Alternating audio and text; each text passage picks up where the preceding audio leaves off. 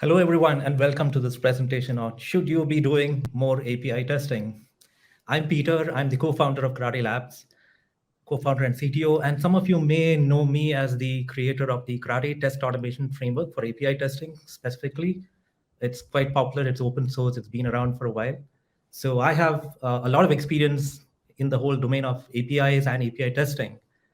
And I can talk about how I came into this whole domain in a sense, and I'll give you a sense of some of my experience. Karate was created almost 7 years ago when I was working at Intuit. I was actually leading a platform API development team, and this team that had to ship a lot of APIs had to do API testing, and I kind of didn't like the state of API testing, what the team was using at that point in time. So I decided to try some different approaches. That turned out to be a very successful open source project. So that's a long story, but I've had a lot of experience talking to various teams, including the teams at Intuit, evangelizing and educating them on why they should be doing more API testing. And that's a lot of the content that I'm going to share here along with James. And I've had some very interesting experiences because API testing is somewhat new.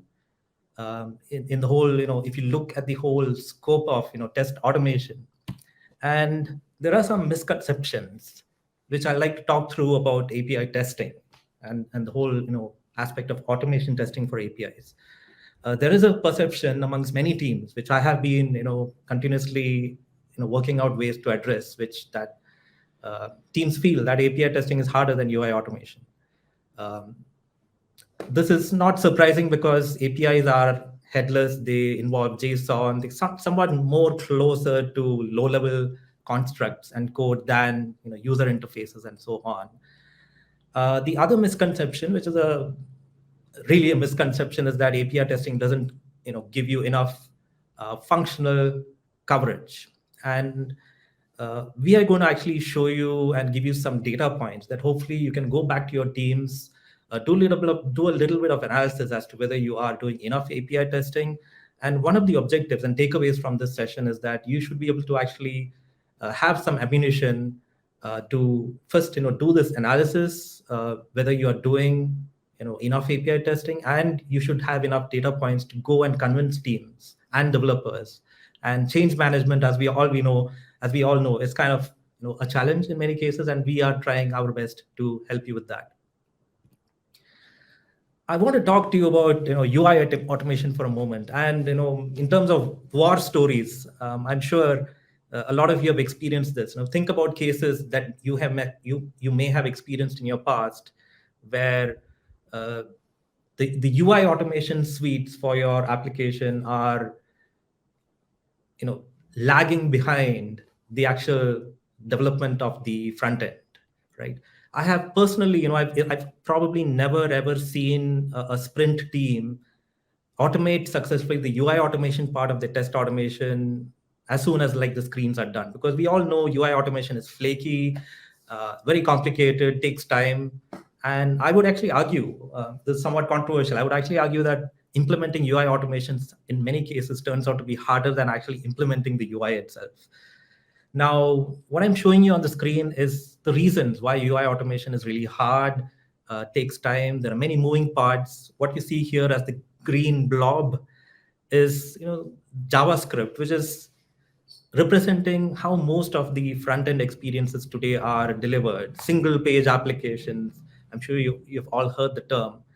And in order to automate the front end, the typical front end of today, you have to have a browser driver, something like Selenium or Cypress or Playwright, and then your test automation scripts. And all of this has to work together. And some of you may have seen articles on the net as to all the interesting things that need to happen for the simple rendering of a web page in a browser, right? You type an address and then all kinds of things happen. DNS lookup, JavaScript needs to be loaded, rendering needs to happen, and so on. And if you compare API testing, you can see how simple it is. You basically you make HTTP requests to the backend. You get some data back. The data is very clear. typically JSON, and then you do validations on that JSON. You're not really trying to validate this forest of HTML and all kinds of display elements. You're just working with pure data, which is why we talked about the point that API tests in terms of coverage actually give you some very good ways of chopping up your backend, focusing only on your backend functionality, and making sure that all your logic is actually tested. And with that, I just want to get thoughts from James. James, what has your experience been with UI automation, and do you have some advice when it comes to your experience with API testing? Yeah, definitely. Thank you, Peter. So just to recap a little bit, I'm a software engineer at SAP. I'm also an online instructor. I specialize in teaching API automation, performance testing, things like that. But back at the start of my career, I started my career quite a few years ago now doing what I thought was every young boy's dream job, which was being a video game tester. So I worked for a company called EA Sports. I'm sure you've heard of it, from FIFA games, similar games like that. And my job was basically just testing these games all day. And I thought, what a great job. What could be better than just playing games all day and finding bugs and reporting bugs, etc. And after a few weeks, I found that testing games, and particularly being able to recreate bugs, being able to find problems in games, is an absolute nightmare, because you have to do everything through the UI. So to recreate, it takes time to set up the level, to set up the experience as you want it, and to go through. And then there's no real way to kind of recreate stuff quickly. So everything was manual, everything was through the UI, and everything just took a long, long time. Anyway, video game testing, that was fun for a while. Eventually, I had to move on and get a proper job. And so then I joined just as a manual tester, just to a small software company. And when we started out, this was more in the days where software testing was very much handled by a separate team. So a development team would work on a project for a few weeks. They would then throw it over to us, throw it over the wall to the QA team, and we would be left to do the testing on this. So we would have no idea of how the inner workings of the application are, whether there are any APIs to call, what the technical details, etc. are. We wouldn't really know where to start. And so the only option that we would have is to focus on the UI, to focus on UI testing, to try and test as an end user would do. So again, a lot of the time, this would just be through doing manual testing. And then eventually we would start doing some automation of this as well. So using things like Selenium, WebDriver, some of the technologies that Peter previously spoke about. And in the early days, this worked quite well. So, we would set up some initial test cases, and for like the basic happy path functionality, this would work fine. But of course, soon the test would need to scale, the application would need to scale. And we quickly got to a point where running our tests was just taking absolutely forever. The tests were becoming flaky. We had problems with running on different browsers. There's all sorts of problems with UI automation, like elements not being visible on the page, etc. But because UI automation was the only thing that we knew, we were kind of stuck with that. We hadn't even considered whether API testing or some other form of testing would be possible. We even got into a case where we had huge farms of UI servers where people would queue up their tests. And it would take like literally days sometimes for an automation build to run to verify that something was okay. And by the time that test had run, or by the time that build had run, there'd be loads of other new features. So this was never going to be sustainable, and we got to a point where we'd have to explore some other way of testing if we were going to keep up. And that's where API testing came in for us. So at this point, we kind of came across a few initial questions, the main one being, where exactly do we start with API testing? And incidentally, as being an online instructor now teaching API testing, these are the kind of questions that I come across from the students that I teach all the time. People really don't know where to start. There's a lot of misconceptions, as Peter said, that API testing is hard, that you need to be a development expert, and it's really not the case. So what I do is, when I answer my students' questions, and when I go through this at work as well, where I want to start is, with API testing, is we always start with the documentation. So at the end of the day, the API is just a contract, and it tells users, what you can send to that API and what you can expect to get back as well. So always start with the documentation. take some time to explore the API, to play with it as well. So use it in a sandbox environment, try different calls out, and you'll be surprised quickly what you can do. The other question that come up a lot, and like particularly with having separate QA and dev teams, is how do we collaborate effectively together? How do we take the requirements from products and from the business and translate those into proper tests, in this case API tests?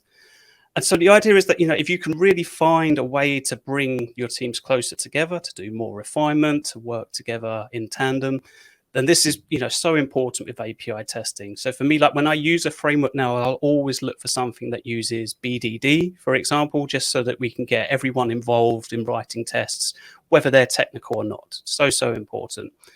Another question that comes up a lot is, how do you choose appropriate tools and frameworks? And 10 years or so ago, this was a real problem because there were only really commercial tools were available. You had to invest a lot in a tool to try it out, to invest a lot of hours trying it out. Everything would be behind a license.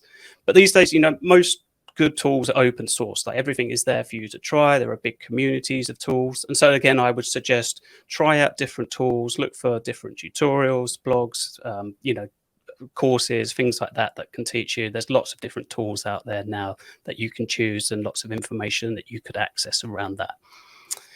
In terms of some of the other common questions that we come across, I mean, again, these are what often come up at work and what I'm often trying to address, with the colleagues that I work with are, what are the best practices that we need to consider when we're designing our API test cases? So probably the most important one for testing is that the test should run in isolation. So the big advantage of API testing is that tests can be run in parallel, i.e. side by side. This is what speeds up the test execution, but that can only happen if the test can run in a silo, in isolation, if it's not depending on other tests. So make sure that each test can just be run individually on its own, and then you can run lots and lots of tests together in parallel. Another good practice, and I find this a lot when people start with API testing, is that they want to build out their own framework, or they want to design something completely custom. And these days, there's so much of the heavy lifting that has been done for you by other API testing frameworks. So rather than writing your own one, take something that's already there existing. Most of the good ones are open source. If you really need to adapt it, then you can, but definitely start with an existing API testing framework to get yourself going. Another question we come across a lot is, how do we actually simulate high levels of load? So again, once teams have been doing functional API testing for a while, they start to think, okay, so it works okay when we're running one test at a time, but what if we run hundreds of different calls? So this is where stress testing of APIs comes in. And again, this often means having to explore a new tool or look for a new way that you can do the stress testing. So ideally, if you can have an API tool that can do stress testing alongside your existing functional testing as well, that's great. There are some tools that can do that now, which is good. But again, these are the things to kind of explore if you want to move to another tool, or if you can use it with an existing tool as well. The final point is on the CI/CD pipeline. So, we all know the value of shift left, of having tests run more so up front, the importance of having builds fail fast, etc. And again, this ties to the importance of having API tests that can run in isolation and that can run quickly. So all of your API tests should be running as part of your build, and they should be giving you confidence that your build is passing and that what you've developed is accurate, essentially. So important. So I've been talking for a while. So Peter, I was wondering, if you had any more thoughts on API testing and perhaps what you think about why it's not discussed more in the community at the moment. Sure. Thanks, James. Yes, I really feel, in fact, when you go to the internet, on social media, LinkedIn, and so on, and when you see the term test automation, I think 99 times out of 100, it would be referring to UI automation, Selenium, Cypress, Playwright, one of the usual suspects. And this kind of upsets me because I am so much an evangelist of APIs and API testing that, API testing should be discussed more. And why does it not get its due? One of the reasons is, as I touched upon earlier, API testing is relatively new in comparison to things like Selenium. If I'm not mistaken, the Selenium tool has been around for 20 plus years. That's a long time in IT years. And the sheer momentum and inertia of the communities that discuss UI automation it's very hard to make a change. It's going to take time. The good news is that I think that change is happening. I'm actually quite happy to see API testing content at APIdays London, which is great.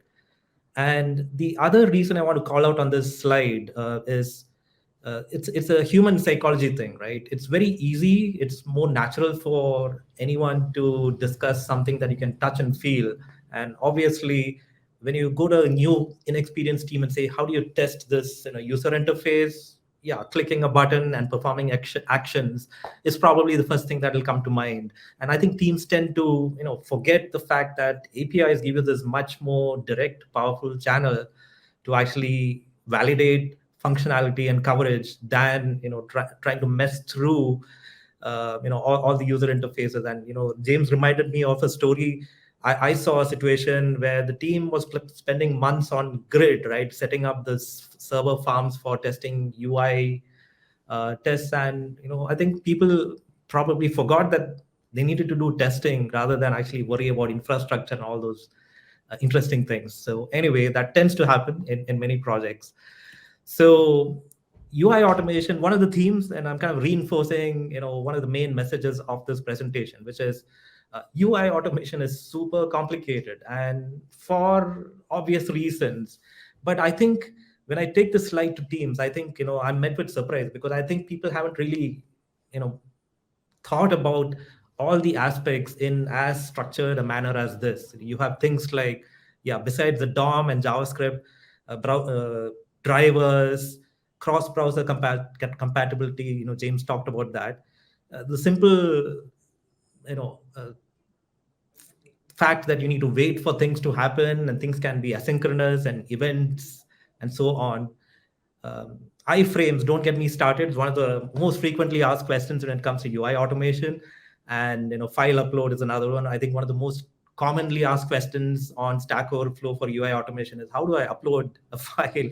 So there's lots, click and drag, touch, keyboard combinations. UI automation is just hard, and you are probably better off. You can actually switch some of those tests into API tests for all the reasons that I talked about. And I'm kind of summarizing all the reasons why API testing can be considered to be far superior, better, faster, and so on than UI automation. And I'll leave you this slide, and you can certainly take this away as a cheat sheet to give out to your teams and convince them that maybe if you can automate something via the API, you should probably lean towards doing it as such.